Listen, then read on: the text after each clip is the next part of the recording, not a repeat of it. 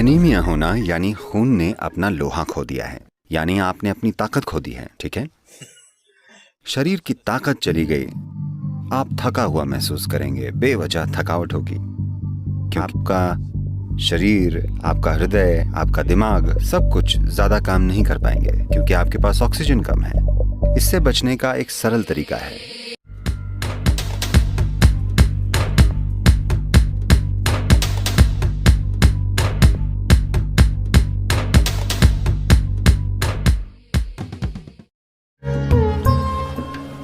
आभा की सफाई के लिए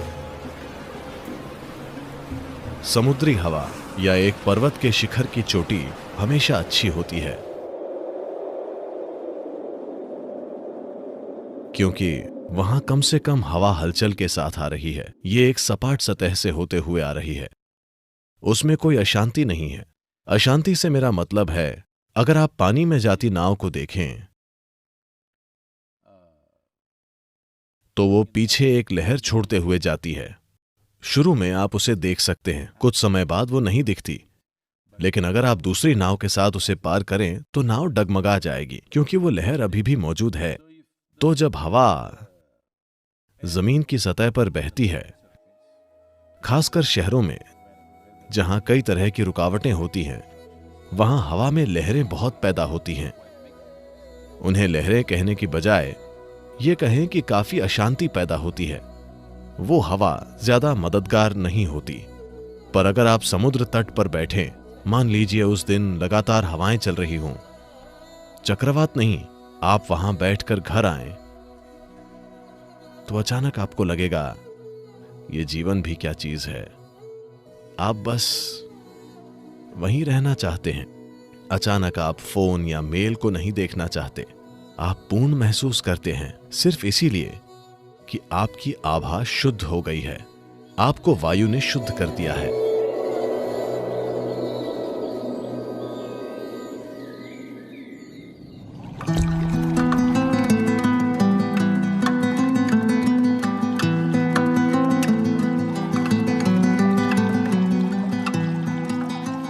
सब्जियों को पानी से धोना अच्छा है, पर आप रसायन या केमिकल से भरे पानी से धो रहे हैं। रसायन से भरा पानी से मेरा मतलब है क्लोरीन, जो आप इसमें डाल रहे हैं।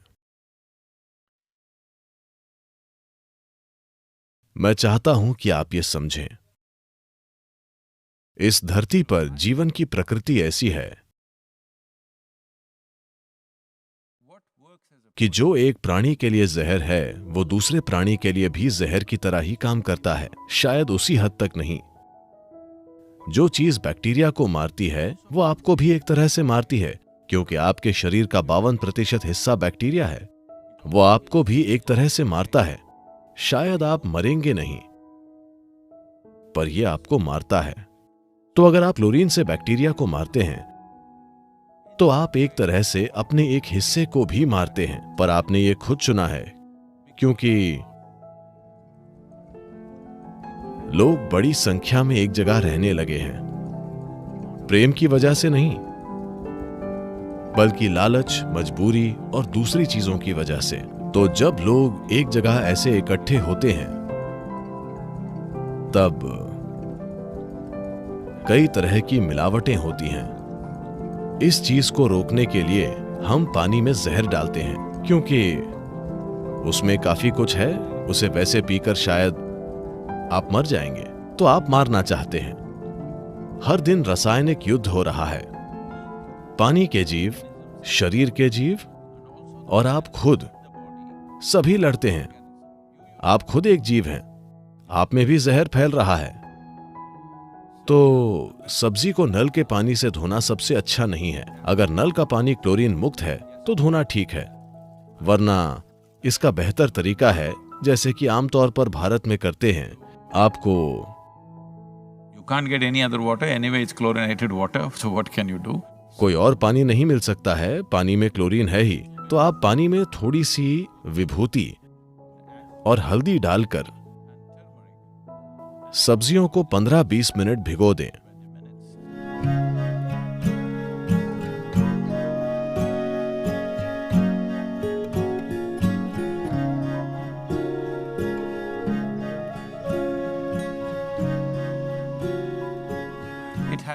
ये क्लोरीन वाले पानी से धोने से बेहतर है।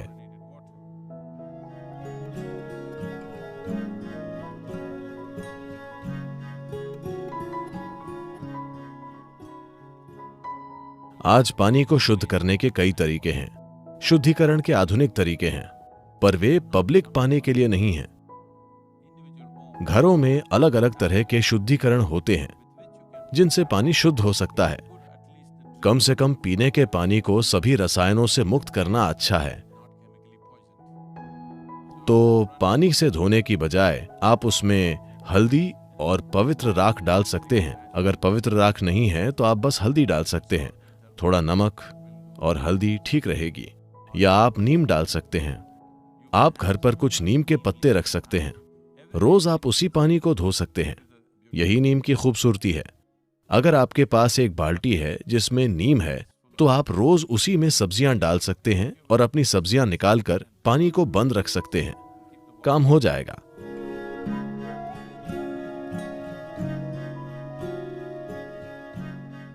धातु का बर्तन सबसे अच्छा है। अगर तांबे या पीतल का कंटेनर हो तो अच्छा है, वरना स्टील का कंटेनर या कांच भी ठीक है। शहद इस धरती पर पाया जाने वाला इकलौता पदार्थ है जिसकी रासायनिक संरचना लगभग इंसान के खून की संरचना की तरह है। अगर आप कुछ चीजें बदल दें तो ये लगभग खून जैसा है। शहद का दैनिक सेवन आपके स्वास्थ्य के लिए बहुत कुछ कर सकता है, खासकर वो लोग जिन्हें अधिक बलगम की समस्या है। यह आपके दिल के लिए बहुत अच्छा है, आपके दिमाग के लिए अच्छा है, यह आपके मन को सतर्क रखता है और ये बहुत ऊर्जा देता है। तो हर दिन शहद का सेवन बहुत कुछ कर सकता है। खासकर अगर आपके बढ़ते बच्चे हैं तो उन्हें रोज शहद का सेवन करना चाहिए। ये उनकी बुद्धि और हर तरह के विकास के लिए बहुत कुछ करेगा। सफेद कद्दू भी। सफेद कद्दू और शहद दोनों चीजें एक साथ मिलकर बच्चों के लिए एक शानदार आहार हैं, उनकी बौद्धिक क्षमता को बढ़ाने के लिए। एनीमिया होना यानी खून ने अपना लोहा खो दिया है, यानी आपने अपनी ताकत खो दी है। ठीक है, शरीर की ताकत चली गई, आप थका हुआ महसूस करेंगे, बेवजह थकावट होगी। क्योंकि जब लोहा कम हो जाता है तब खून का ऑक्सीजन शरीर में अच्छे से नहीं पहुंचता, यानी आपका शरीर, आपका हृदय, आपका दिमाग सब कुछ ज्यादा काम नहीं कर पाएंगे क्योंकि आपके पास ऑक्सीजन कम है। तो खून में ऑक्सीजन की मात्रा को बढ़ाना एक जरूरी चीज है, क्योंकि शरीर की सेहत, उसका खुद को आसानी से जीवंत करना, इसके लिए खून में ज्यादा ऑक्सीजन होनी चाहिए और यह क्षमता कम हो जाएगी। खासकर महिलाओं को ध्यान रखना चाहिए।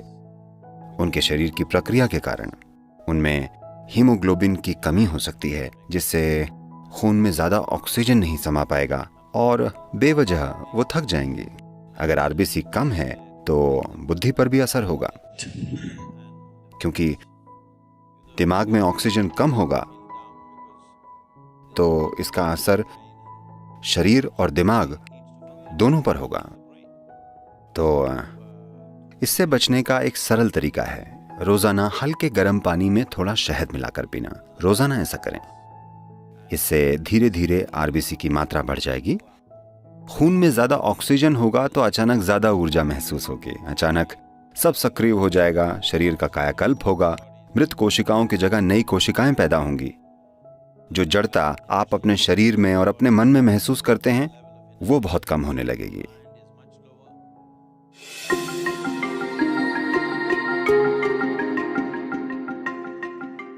तो शहद हमारे सिस्टम पर अलग अलग असर डालता है। कच्चे शहद का एक तरह का असर होता है, ठंडे पानी में पीने से उसका असर अलग होता है, हल्के गर्म पानी में पीने से अलग ही असर होता है। हम यहां इसे हल्के गर्म पानी में पीकर सिस्टम को खोलना चाहते हैं। If you put it into boiling water, some part of honey will turn poisonous.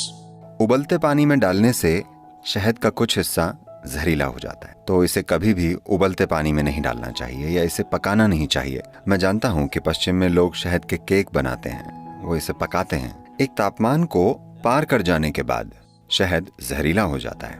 तो आपको इसे ऐसे तापमान में रखना चाहिए कि ये पीने लायक हो। इसे गुनगुने पानी में डालें, उबलती हुई गर्म चीजों में इसे न डालें।